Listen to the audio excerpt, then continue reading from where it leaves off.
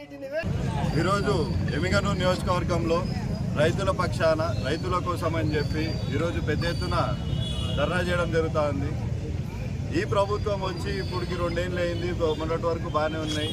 ఇప్పుడు రైతుల మీదకే మళ్ళీ రైతు బీమా అని చెప్పి డబ్బులు తీసుకున్నారు, అన్నీ చేసుకుంటున్నారు, అంతా బాగానే ఉంది. కానీ ఈరోజు రైతు నీళ్ళ కోసము చేనులకి నీళ్లు పోవడం లేదని చెప్పి రైతులు బాధపడుతూ ఉన్నారు. రైతుల కోసం ఏం చేస్తున్నారు అని చెప్పి ఈరోజు వరకు చర్చ కూడా మనం చూసినట్టయితే వాళ్ళు ఇక్కడే మాట్లాడుకుంటున్నారు తప్పించి ఆ ప్రభుత్వంతో ఎవరైతే అసలైన కర్ణాటక ప్రభుత్వంతో మాట్లాడాలో అక్కడ 100 టీఎంసీల్లో మన భాగం ఏదైతే 10 టీఎంసీలు ఎల్ఎల్సీ నీళ్ళు మనకు వస్తాయో దాని గురించి మాట్లాడటం లేదు.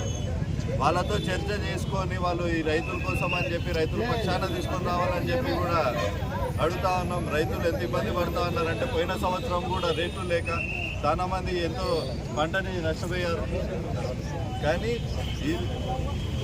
ఈ రోజుకి అయినా కూడా చూస్తే రైతుల పక్షాన రైతుల కోసం ఎవరు నిలబడటం లేదు. ఈ ప్రభుత్వం అయితే చాలా అసలు పట్టించుకున్న పరిస్థితి.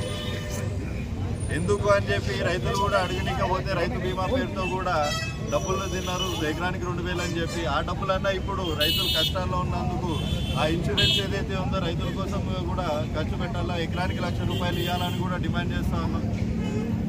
మన మొత్తము రాష్ట్రానికి వెన్నుముకే ఒక రైతు.